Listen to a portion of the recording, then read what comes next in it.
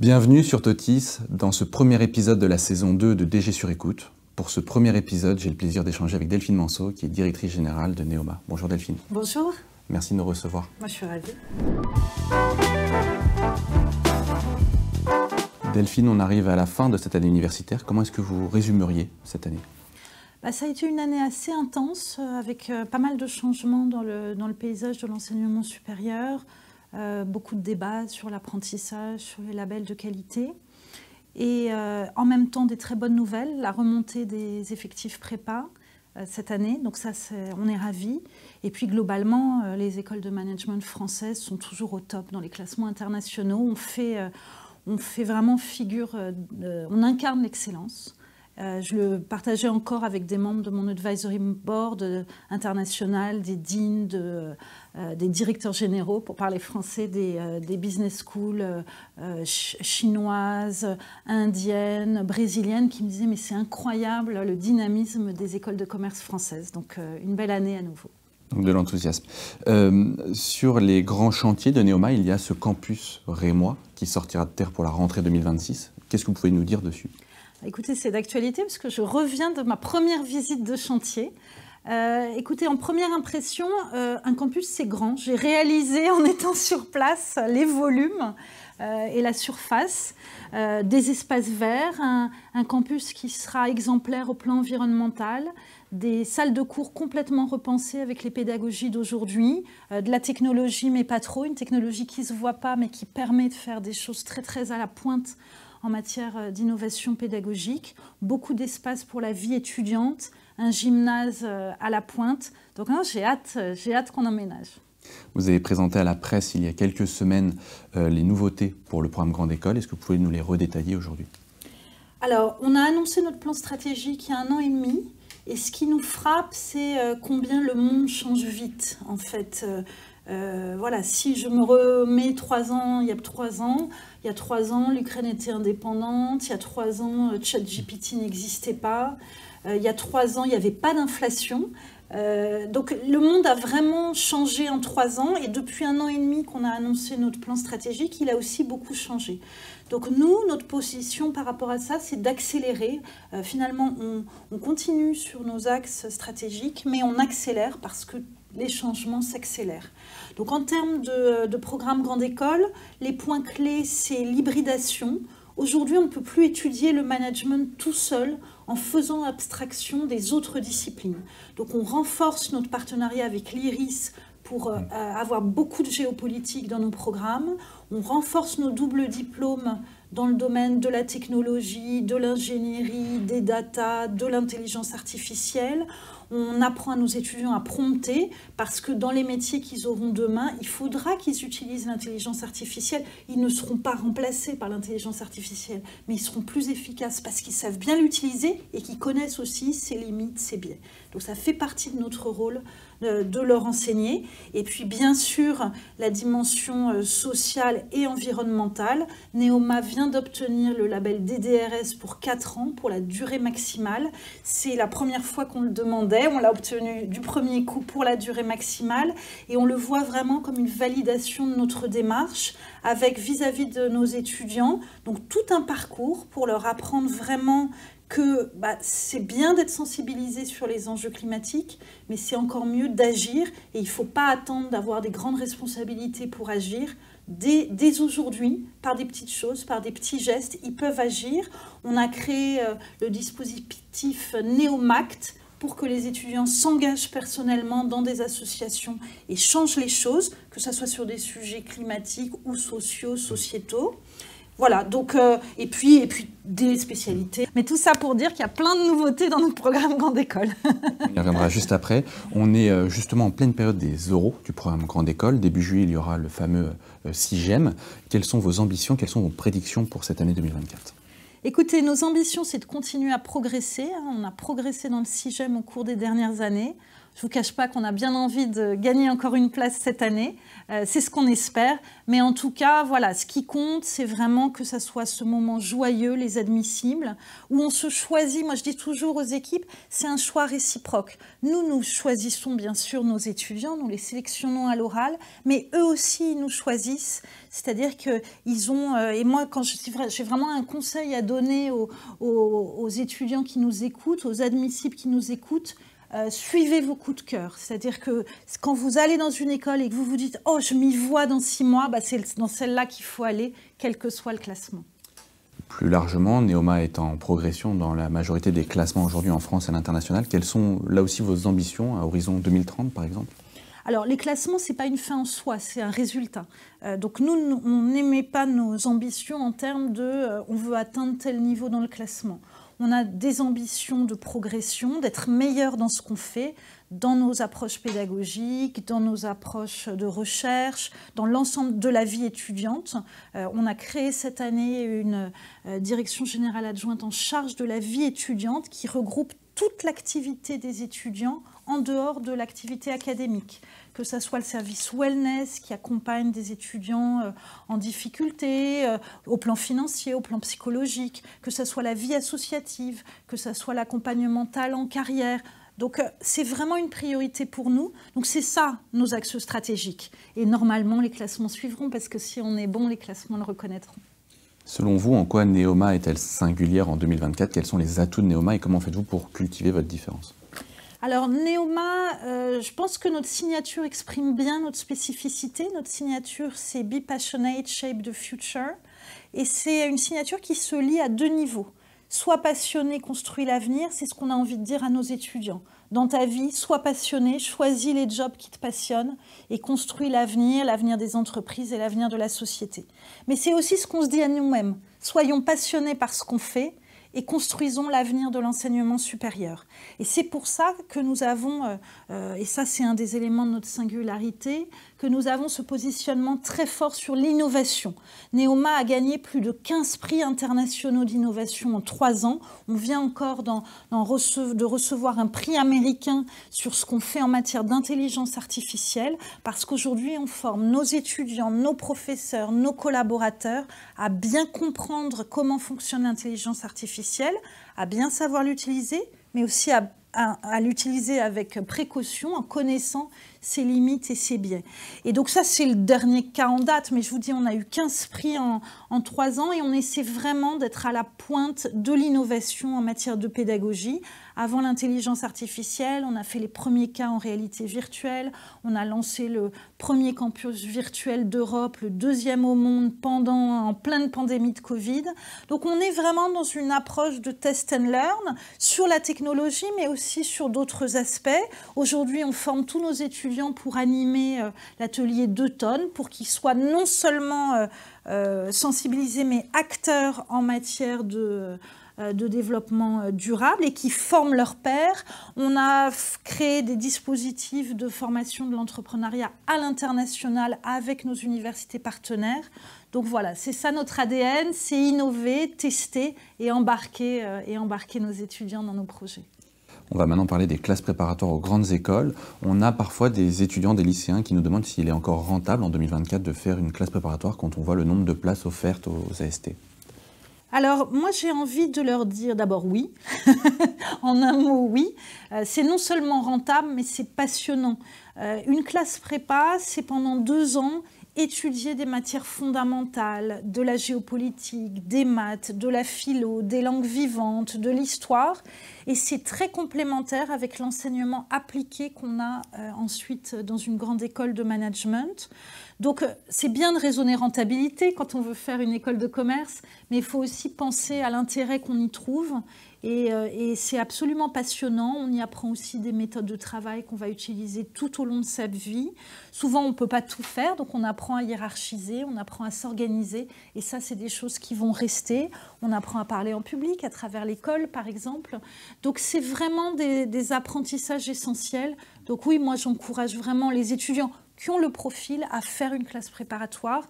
Et il faut sortir, il y a des clichés parfois qui circulent sur les classes prépa, mais qui ont 30 ans d'âge. Aujourd'hui, moi, j'ai plein d'étudiants qui me disent « mais j'ai eu les plus belles années de ma scolarité en prépa ». Voilà, on peut être très heureux en prépa, on s'épanouit, on apprend, et ensuite on rejoint une belle école. C'est un très très beau parcours. Neoma est l'école de management qui recrute le plus de préparationnaires. Qu'est-ce que vous aimez concrètement chez ces étudiants-là?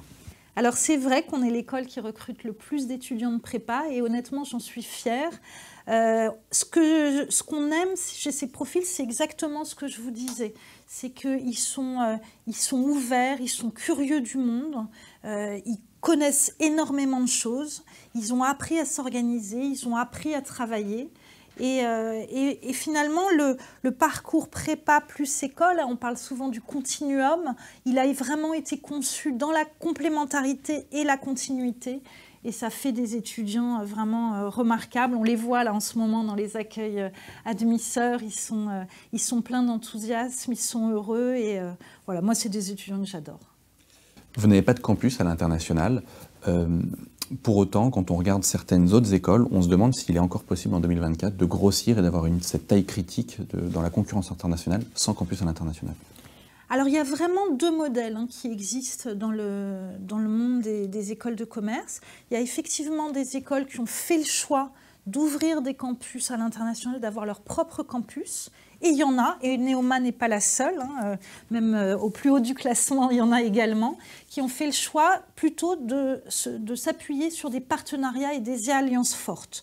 Pourquoi nous avons fait ce choix? Parce que nous pensons que c'est une expérience beaucoup plus marquante pour les étudiants d'aller étudier dans une université indienne ou brésilienne. On a par exemple un partenariat avec FGV qui est la plus grande école de commerce brésilienne.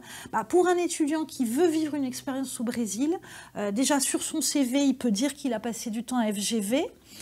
Et puis, il va être mélangé avec des étudiants brésiliens, des professeurs brésiliens, des entreprises brésiliennes. Donc, on trouve que c'est une expérience d'immersion culturelle et d'apprentissage beaucoup plus forte. C'est exigeant parce que parfois, ils sont 2-3 Neoma parmi des étudiants d'un autre pays. C'est exigeant, mais c'est beaucoup plus marquant. Et donc, nous, c'est le choix qu'on a fait. Il y a vraiment les deux modèles. Je ne dis pas qu'il y en a forcément un meilleur que l'autre, mais pour nous, c'est un point fort aujourd'hui. Et je pense qu'on voit là dans les classements, Neoma ressort très fortement sur le critère de l'international. Ça montre qu'on peut être excellent avec des campus qui ne soient pas les siens, mais en travaillant avec des partenaires. Donc, c'est vrai qu'il y a quelques années, on se disait « il faut des campus à l'étranger pour être international ». Non, l'exemple de Neoma et d'autres écoles montre qu'on peut être très très international avec un réseau. Nous, on a plus de 250 partenaires dans le monde entier. Donc ça nous permet aussi beaucoup de flexibilité. C'est-à-dire qu'un pays se ferme ou est moins attractif, c'est pas grave, on a des partenaires ailleurs. Donc c'est possible d'avoir des leviers de croissance sans l'international aujourd'hui, sans des campus à l'international? Je crois qu'on le prouve parce qu'on a beaucoup cru, on a beaucoup grandi depuis quelques années et au contraire, le fait de travailler avec des alliances et des partenaires nous donne beaucoup plus d'agilité et de souplesse. On va parler maintenant des accréditations internationales. AMBA, ACSB, EQUIS. Est-ce que selon vous, ces accréditations internationales ne standardisent-elles pas trop les écoles de management françaises? Alors, c'est drôle parce que c'est un vieux débat et j'ai écrit, je crois, il y a 15 ans, un rapport sur le sujet. Thibaut, vous ne le savez pas, mais j'avais écrit un rapport avec Stéphanie Dameron pour la FNEJ à l'époque qui était « Est-ce que les accréditations et les rankings uniformisent les stratégies des écoles ?» La conclusion, c'est non. La conclusion, c'est que les accréditations sont des labels qualité qui souvent évaluent la cohérence stratégique d'une école. Donc, moi, je suis dans le board mondial d'ACSB, je fais beaucoup d'audits EQUIS également, et ACSB. Quand on évalue une école, on regarde la cohérence de sa stratégie. Finalement, entre l'intention et les moyens qui sont mis, est-ce que c'est cohérent? On ne dit pas, ça c'est une bonne stratégie, ça c'est une mauvaise. Donc ça n'aboutit pas, à mon sens, à une uniformisation. Ça fait monter plutôt tout le monde vers le haut. Et je crois que une vertu très importante, c'est que c'est vraiment une reconnaissance de qualité qui fonctionne dans le monde entier. Donc quand un étudiant chinois, quand un étudiant américain s'intéresse à Neoma et se dit est-ce que c'est une bonne école ? Même s'il ne nous connaît pas, j'espère qu'il nous connaît, mais même s'il ne nous connaît pas, il sait qu'on est triple accrédité et ça, il sait que c'est de la qualité. Merci Delphine. On entend beaucoup de choses actuellement sur la santé financière des établissements de l'enseignement supérieur, que ce soit pour les grandes écoles ou les universités. Comment se porte Neoma de ce point de vue-là ? On se porte très bien, au point qu'il y a 2 ans, on est devenu propriétaire de notre campus à Paris. On a acheté l'immeuble et on l'occupe depuis maintenant 2 ans. Et on est en train de construire un campus à Reims qui sera une propriété de Neoma. Donc c'est nous qui finançons la construction. Donc on est très robuste financièrement. On a un modèle économique très viable, donc tout va bien. Sur la baisse démographique et possiblement la fin des financements des contrats d'alternance, en tout cas leur baisse, est-ce que vous pensez que demain il pourrait y avoir une crise financière dans l'enseignement supérieur ? Je pense que ça dépend beaucoup des établissements. Il y a des établissements qui sont très dépendants de l'apprentissage, qui peuvent effectivement avoir une situation qui va tanguer un peu. Nous, on l'avait anticipé, il y a 2-3 ans, on s'est dit attention, cette manne de l'apprentissage, elle va se raréfier et la croissance va se ralentir. Donc il y a 2-3 ans, on a stabilisé le nombre d'apprentis à Neoma. On a bien travaillé sur nos équilibres économiques en la matière. On a aussi un portefeuille de programmes entre le programme Grande École, le post-bac qui est équilibré, qui nous permet aussi de faire face aux évolutions démographiques. Et puis, on a plus de 25% d'étudiants internationaux qui permettent aussi de compenser la baisse démographique potentielle en France. On développe la formation continue des cadres. On a acheté une entreprise de formation continue il y a 1 an. Donc voilà, on a un portefeuille d'activités assez large et on est assez confiant sur notre capacité. On a les reins solides, en un mot, pour faire face aux évolutions. Mais c'est possible qu'effectivement, il y ait un peu une reconsolidation du secteur dans quelques années, mais pas forcément au niveau de Neoma. L'enseignement supérieur est actuellement agité par un débat, le débat des établissements privés lucratifs. Vous, quelle est votre position dessus? Quel est votre regard sur justement tous ces enjeux, tous ces débats actuels? Alors d'abord, moi je suis très contente qu'on distingue enfin le privé lucratif et non lucratif. Parce que une école comme Neoma est une école qui n'est pas publique. On ne reçoit aucun argent public de l'État, on ne reçoit plus d'argent des chambres de commerce, on est complètement autonome financièrement. On a un statut un peu connu, disons, d'établissement consulaire, puisqu'on dépend des chambres de commerce. Donc on n'est pas public, on est privé, mais on n'a pas de finalité lucrative. Tout ce que dégage l'école financièrement sera investi dans l'école comme une association. Et ça, c'est très important parce que pendant longtemps, si on n'était pas public, alors on était privé et on cherchait à être le plus rentable possible dans l'esprit des gens. Donc moi, je suis très contente des termes du débat tels qu'ils sont posés aujourd'hui par rapport à il y a quelques années, où on distingue très clairement le privé lucratif et non lucratif. Nous, on est non lucratif et toute notre activité est tournée vers l'école et vers nos étudiants. On n'enrichit aucun actionnaire. Et ça, je pense que c'est très important. Après, moi, je pense que notre secteur a besoin de régulation parce que voilà, c'est un secteur d'intérêt général. On a une activité d'intérêt général. Des familles nous confient ce qu'elles ont de plus précieux, leurs enfants et leur éducation. Des jeunes nous confient leur avenir et leurs projets professionnels. Donc c'est très important de réguler tout ça pour que la qualité soit au rendez-vous et qu'on remplisse nos promesses.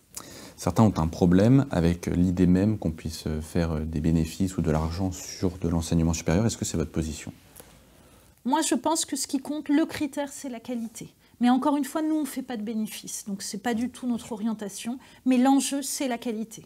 Il ne faut jamais qu'il y ait un arbitrage entre ce qui est bon pour l'étudiant et ce qui serait bon pour un actionnaire. Ce qui compte, c'est la qualité et d'être au service de l'étudiant. Notre mission est d'intérêt général, quelle que soit la structure juridique des établissements. Est-ce que vous êtes satisfait du nouveau label qui est envisagé par le ministère de l'Enseignement supérieur et de la Recherche? Je ne peux pas répondre à cette question parce que au jour où on se parle, on ne sait pas tout de ce label, on ne sait même pas encore grand-chose. L'idée qu'il y ait un label de qualité qui permettent aux familles de se dire ça c'est un établissement de qualité, ça moins, ça c'est positif. Le problème c'est de vraiment savoir ce qu'il y aura derrière ce label et d'être sûr que, il sera vraiment synonyme de qualité au service de l'étudiant, et 2, qui ne se rajoute pas à des nombreux labels qui existent aujourd'hui, visa, grade. Donc il faut qu'il y ait un objectif de simplification et qu'il y ait une transparence très forte. Si on arrive à remplir ces objectifs, j'en serais très satisfaite. Sur le principe, c'est important. Enfin, ce qu'il faut avoir en tête, c'est qu'il y a quand même beaucoup de gens qui sont perdus aujourd'hui entre reconnus par l'État, ce qui ne veut rien dire. Enfin, en gros, ça veut dire que votre immeuble ne va pas s'effondrer, ce qui est rassurant, mais ce qui ne suffit pas pour faire un établissement d'enseignement de qualité. Donc reconnu par l'État, visa du ministère, grade, ça c'est des vrais labels qualité, Calliope, RNCP, etc. Les gens sont perdus et quand les gens sont perdus, des fois ils ont un peu tendance à malheureusement à faire confiance à la beauté du site internet ou est-ce qu'il explique bien, voilà.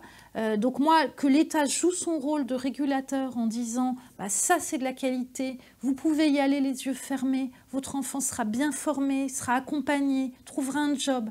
Et ça, c'est moins le cas. Ça me paraît très important sur l'objectif est vraiment excellent.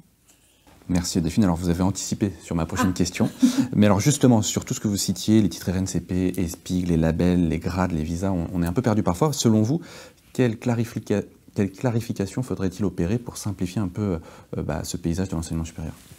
Je pense qu'il faudrait moins de sigles et peut-être expliciter les sigles, qu'il y en ait moins.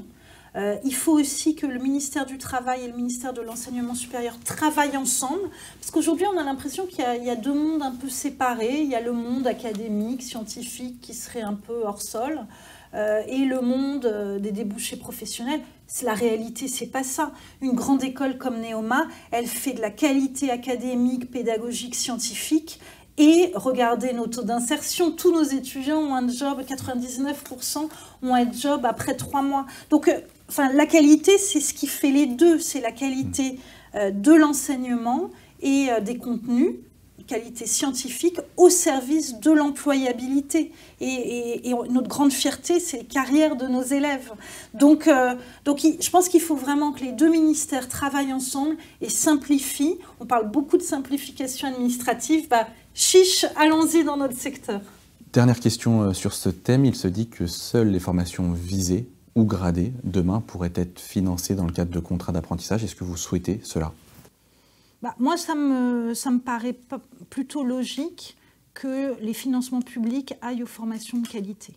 Donc, je ne vais pas prendre position sur ce point-là en particulier, mais flécher les financements publics sur des formations qui ont été reconnues par l'État comme étant de qualité suffisante, ça me paraît pertinent. Plus largement sur le modèle de l'apprentissage, est-ce que vous êtes satisfait du modèle actuel et est-ce que son financement est-il pérenne ? Alors, est-ce qu'il est pérenne ? Je ne pense pas, parce que voilà, on a besoin d'argent public, on manque d'argent public aujourd'hui. Moi, ce qui me semble important, je vais redire la même chose, c'est que l'argent public aille à la qualité. Donc, plutôt que de tout écréter de façon comparable, ça me paraît pertinent de consacrer l'argent de l'apprentissage à des formations qui sont de qualité, qui servent aussi des métiers en tension. C'est la tendance qui est prise, mais ça fait sens. Aujourd'hui, il y a des domaines où on a vraiment besoin d'encourager les jeunes à aller. Donc voilà, je pense qu'on va vers des évolutions qui peuvent être difficiles parce que l'argent, suite au Covid, a été assez abondant parce qu'il fallait aider les jeunes. Après, moi, je trouve quand même, on parle beaucoup de l'apprentissage aujourd'hui sous un angle de financement, mais c'est quand même un vrai succès en termes d'insertion professionnelle des jeunes. La France, pendant des années, était en tête des pays par le pourcentage de chômeurs chez les jeunes. Pour moi, c'était vraiment un drame. C'est un drame national quand les jeunes se disent « mais moi, je ne trouverai pas de boulot ». Quelle que soit la qualité de ma formation, de mon profil, on ne donne pas sa chance aux jeunes dans mon pays. Moi, c'est quelque chose qui m'affectait beaucoup en tant que personne qui consacrait toute sa vie professionnelle aux jeunes et à l'enseignement supérieur. Je trouve qu'un grand succès quand même des dispositifs qui ont été mis en place, c'est que ça a redonné confiance aux jeunes, ça leur a montré qu'ils pouvaient pouvez trouver un job comme apprenti, et on voit bien que souvent les apprentis trouvent plus un job dans la foulée. Donc ça, il ne faudrait pas qu'on perde ça. Même si on a des contraintes budgétaires, et je suis la première à les entendre, redonner confiance à la jeunesse et lui mettre le pied à l'étrier dans l'accès à l'emploi, ça n'a pas de prix et c'est quand même une excellente nouvelle pour notre pays. Donc vous êtes satisfaite du dispositif, mais qu'est-ce que vous répondez à celles et ceux qui disent les très grandes écoles de management et les très grandes écoles d'ingénieurs n'ont pas besoin de ce dispositif, les étudiants se débrouillent très bien sans ça? Ils ne se débrouillent pas tous très bien sans ça. Moi, je pense que ça dépend, c'est très dur de généraliser. Je pense que c'est un bon dispositif pour certains étudiants. C'est très exigeant d'être apprenti. En fait, on le voit sous un angle financier. Mais quand vous êtes apprenti, vous avez une double vie. Vous avez une vie d'étudiant, une vie de salarié. C'est pas fait pour tout le monde. Mais ceux qui y arrivent, ça veut dire que voilà, ils sont vraiment armés ensuite pour leur vie professionnelle future. Enfin, les autres peuvent l'être aussi. Mais en tout cas, voilà. Moi, je pense que le fait que les grandes écoles aient accès au financement de l'apprentissage, c'est aussi au service de notre diversité sociale. On ne peut pas, d'un côté, nous reprocher de ne pas accueillir assez d'étudiants de milieux défavorisés et en même temps, nous refuser tout argent public. C'est un peu le cas, puisqu'aujourd'hui, nous, on reçoit, le seul argent public qu'on reçoit, c'est l'argent de l'apprentissage. Donc, si on veut, et ça fait partie de nos objectifs à Neoma, si on veut accueillir des gens de tous les milieux, je vous rappelle que moi, une de mes grandes fiertés, c'est qu'on est l'école du top 10 qui a le plus fort taux de boursiers et le plus fort taux d'étudiants aidés financièrement. Un étudiant sur 3 à Neoma est boursier ou apprenti, donc il y a une aide financière pour financer ses études. Et ça, j'en suis d'autant plus fière que je ne reçois aucun argent public, aucune subvention du ministère de l'Enseignement supérieur, par exemple. Donc on ne peut pas d'un côté nous demander de faire de la diversité sociale et nous empêcher de faire de l'apprentissage. Moi, je vois l'apprentissage comme un outil aussi au service de la diversité. Et comme on a cet engagement à Neoma qu'aucun élève ne renoncera à l'école pour des raisons financières, c'est important de pouvoir leur proposer l'apprentissage. Alors vous avez commencé encore une fois à répondre à ma question, mais c'est très bien, c'est qu'on va dans le sens de l'interview. En tant que vice-présidente de la conférence des grandes écoles, est-ce que vous pouvez un peu nous dresser un panorama de la situation sur l'ouverture sociale dans les grandes écoles en 2024 ? L'ouverture sociale, on ne va pas se mentir, c'est un challenge permanent. Je pense qu'il y a vraiment une énorme prise de conscience depuis 10 ans dans toutes les grandes écoles. Il y a beaucoup, donc l'apprentissage, je ne vais pas répéter ce que je viens de dire, a aidé. Les budgets bourses ont vraiment augmenté. Nous, on a triplé notre budget bourse en 3 ans, donc, et on n'est pas un cas particulier. Donc ça, c'est un élément très important. Donc ça, c'est très positif. Maintenant, il y a encore des biais cognitifs, des freins mentaux qui font que dans certains milieux, on hésite à s'engager sur des études longues pour 5 ans, par exemple, qu'on a peur d'emprunter en se disant « Ouh là là, si j'emprunte pour financer mes études, je vais avoir ce fil à la patte ». Et puis, il y a aussi des milieux sociaux où les grandes écoles, on n'y pense même pas, c'est pas dans le champ. Donc, c'est pour ça que c'est très important de travailler sur l'orientation. C'est pour ça qu'au niveau de la conférence des grandes écoles françaises de management, on a financé une campagne sur les réseaux sociaux qui s'appelle « Prépare-toi » pour pousser les jeunes de tous les milieux à faire des prépas. En tout cas, il y a encore beaucoup de travail pour que tous les étudiants envisagent la prépa. Je ne dis pas qu'elle est faite pour tout le monde, et envisagent la grande école. Justement, on a une diversité de programmes, et donc moi, c'est ça mon combat aujourd'hui. On fait beaucoup sur le volet financier, et on va continuer à se renforcer là-dessus. Mais au-delà du côté financier, il y a beaucoup de freins psychologiques qu'il faut aussi lever. Et ça, j'allais dire, c'est le plus dur parce que c'est du long terme. Ça implique de toucher des familles qui ne pensent pas à nous. Il n'y a pas longtemps, on avait une journée porte ouverte et il y avait 2 lycéens de milieux plutôt défavorisés qui étaient venus. Et bon, alors il y avait les étudiants, les accueillis, etc. Je discutais avec eux et ils m'ont dit, il y en a un qui me dit « Ah, ça a l'air bien votre école, mais mais moi j'y arriverai jamais, enfin c'est pas pour moi. Et je lui dis écoute chiche, toi tu réussis le concours et moi je te trouverai des financements. Et j'ai envie de dire ça à chacun. Alors justement, il y a tout un débat aussi sur les frais de scolarité dans l'enseignement supérieur. Il y a d'un côté les universités avec des frais de scolarité gratuits ou quasi gratuits, et de l'autre côté des grandes écoles avec des frais de scolarité qui sont parfois élevés, alors même s'il y a des dispositifs, vous l'avez mentionné. Est-ce que vous seriez favorable à travailler à l'idée d'une modulation des frais de scolarité en fonction des revenus des parents, comme c'est le cas par exemple à Sciences Po, à Dauphine ou à l'ESCA? Écoutez, ce n'est pas le modèle qu'on a choisi aujourd'hui. On a plutôt des frais fixes et des systèmes de bourse dégressifs, selon le... ça revient un petit peu au même au final. On a utilisé ce dispositif parce que ça nous semble plus clair vis-à-vis des familles.